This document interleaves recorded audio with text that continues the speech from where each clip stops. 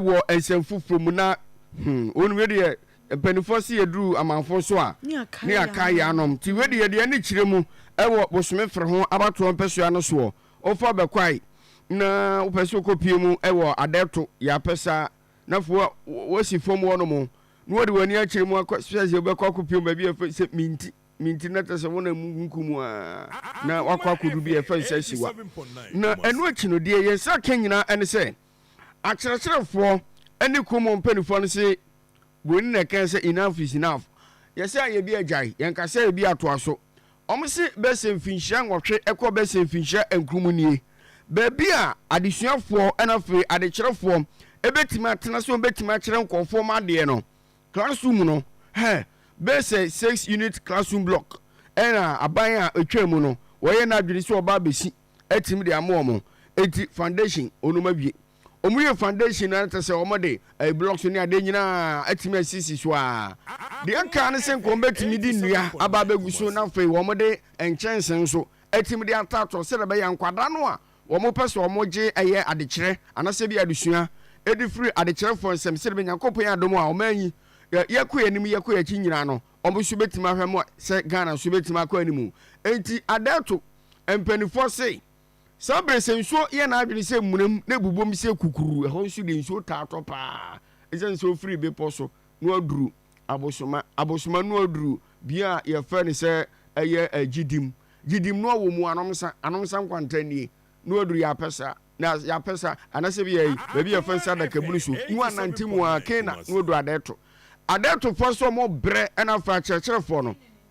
o se kena nyina wo bo ne be kakra na mudru Jerusalem no ye ma ha biem ni akọ asempeni ekọ na de wo nyina no se wonom se aban no eye na adwene si wo si eye sukuu dan de ama sukuu anapekire eye kurumafo no nanso besi ne akawuram tinana ya de ba kono to so a onum ene mfonyini no enie edan ni o mo si awia ne se wo esi o mutimi boso ena kyese wura isi okọ no mo a obetime nya kusi ache no wo ho biefo mu na na bi sukuu dan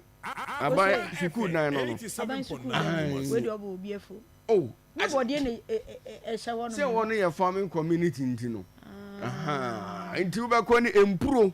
omudi ahyemfire wo eni abo na yefansi ofuyi no wonum nyina wo ho no mu a wo mudi agro eba no se wo mso kromfo se den ena obetima yo nti no matima bo apata bi se nkwada ne ntena se nti nso mu na ya netesa cheche for mapon kwada no so mu nkofie aba ne se ne ha adwene no om se Ghana Education Trust Fund ye etwa no so me reference get fund for no wo mu enana sa ye dwumadi no ehwom se wo mu ntimi ensi se sukuda na mo oba ka bi ahye mu anya de ye ti ama cheche for no bebere o mu kokwa pass won hwe a o mbetimi kura je transfer afri kromo no ama ne so akọ ye empenifo mfa empen sa de a ene o mu ka kire DCE ye wo onumnyafo Charles Apia Kobi MP ye wo no ma ye fese onumnyafo eye nana Kwame Asafoje ayese monkamom na mommabo dan so ma mo nyesa de a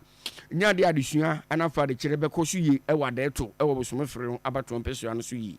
say ohaw kese pa e wo asante Adeito wo bosome fere hu ne yesuku suku yi ewiagbo a edene ezuoto a edene na say yesu bia abantie empanefo ntie yakọ ho asem bia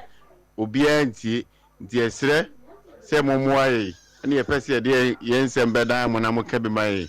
school no de ya bele ho pa since 2019 and school no aban bie kwan se yensi up to now school no da so akansinse mu a adru roofing level slab mine ya tuwa na mo bia yakọ DC assembly yakọ education office nini na am chese get fine project inte besere ama atompanifo anim se the get fine for betima aboa yen no omonye emoa yen na nkola no enye be ntena nsua de na ba he bia nkola ntisi nsua de a awle ho a se fem ni kwa se ni patana ho nsua de enso ho chitenti ana moti ho nsua de nti yesre se get fine panifo omoa yen se anso a eji obi a nyame a wadom na afi mo boaboa manfo no meboa yen na school no mo de mo so keke kola mayen na yen kola ne be nsua de edema se semboa ne a yanso ye be kai mo na yakoso a abomudin ama manfo nso ate edema se yo Adeito school na eyesie no 2018 na yewra ya danso de asobebo fom be si sa brese ɛdan no mo siesi wo aka so bɔ ɛne plastering ɛdan ne hyenwura mbesi sɛ ya dɔ ho adɔ afi yɛkɔdɔkora na ɔmanfo no bofu sɛ deɛ aba ne sɛ deɛ aduro deɛ so ɔmo mmoa ne yɛn nso ni ahoɔden ɛde yɛ yɛbɛgya yɛn na sɛ bɛdwira gu na adwira gu sɛ yɛn kwala nyinaa tete nua ase ya ɔmo mua yɛ abaawe ba yɛ kan wɔ mua abaawe kan wɔ yɛ ɔba yɛ kan wɔ mua sɛ ame school nyina sɛm nyinaa yɛ basaa ɔmanfo na yɛbɔ structure no nso ɔbɔ akyae 1 year akora ma na adwira gu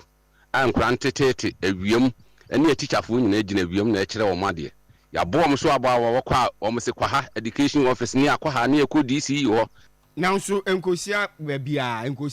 a oh ɛne nyan enti wei ɛyɛ ɔmanfo bi a onom ɛwɔ Adeito akyerɛkyerɛfo no mu bi committee members ɛna fempenifo bi ɔmo no sɛ wei deɛ wan kasa ba Facebook page no so a onso betimi aba bɛbɔ ani Akoma ahwɛ bi enti wei ɛyɛ nsɛm bi efiri hɔ ɛba sɛ sukuu dan no ɛno nso ɛtimi aka nsinsin mu nti